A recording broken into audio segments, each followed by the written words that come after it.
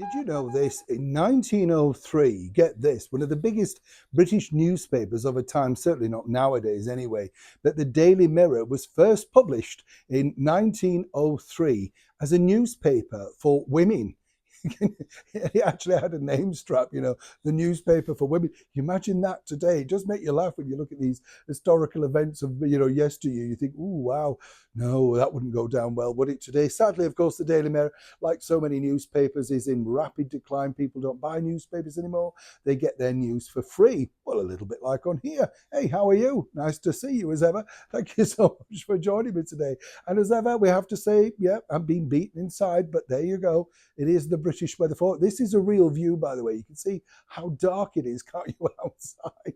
I mean, this is not too late, let me tell you. And look at, oh, no, let's not even go there. Let me share this particular story with you. It happened way back in 1960 at the Victoria Palace Theatre in the very heart of London, not too far away from Westminster, let me tell you, known in the royal family as sort of the local, their local theatre. They could literally walk round the corner from Buckingham Palace to the Victoria Palace Theatre, built brilliantly by that wonderful theatrical architect Frank Matcham. 1960s royal variety performance in front of our late monarch, Her Majesty the Queen, Queen Elizabeth, and the Duke of Edinburgh was the very first time the show had been televised, and they decided to go all out to make sure that they got a superstar, a huge superstar, one of the most talented people I think that has ever graced a stage, Sammy Davis Jr.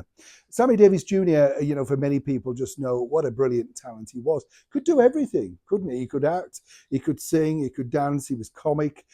He was one of those people that had done incredibly well. His success at the Royal Variety, though, came really because he'd done a stint at a nightclub at the Pagall in Piccadilly. And Princess Margaret had gone along, and this was a very small nightclub, which is sadly closed right now. It's still there, but, all locked up. She'd gone along and said, wow, this bloke's fabulous, so talented.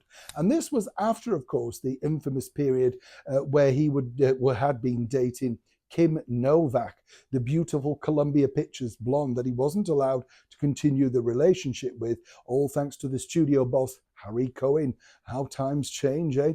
But now, this is where it gets quite funny, because not a lot of people know this.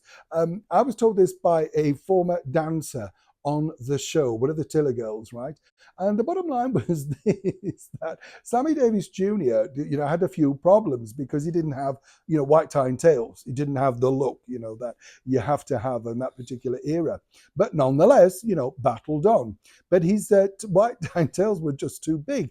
But they had a bigger problem, which absolutely broke the royal box. Not the fact that he had an ill-fitting suit, but on that night, on television, and elements of it are still there.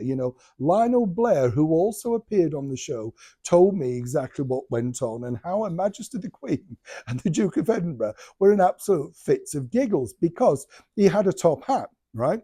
And the top hat was way too big. So they fitted it out with lots of tissues, blocking it so that, he could sort of get it on his head. So when he was doing the routine, it was fine. What happened was when he took his hat off, quite a few of the tissues tumbled out and literally went into the stalls, flew over the orchestra pit, all that sort of stuff.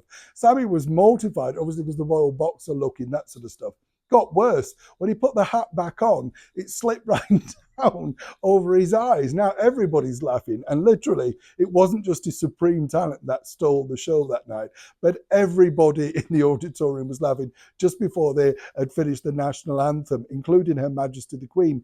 And according to Lionel Blair and the lineup, Her Majesty, when she saw him, could not stop laughing. They had to sort of say, I'm terribly sorry. It was, and he was a little bit embarrassed. Of course, as the years went down, it became one of those things, didn't it, where I made the Queen laugh. And it's interesting, isn't it? Because on the televised TV version, you don't see it. In those days, they were a little bit more discreet and they didn't want to embarrass entertainers. Nowadays, it would all be viral, wouldn't it, around social media?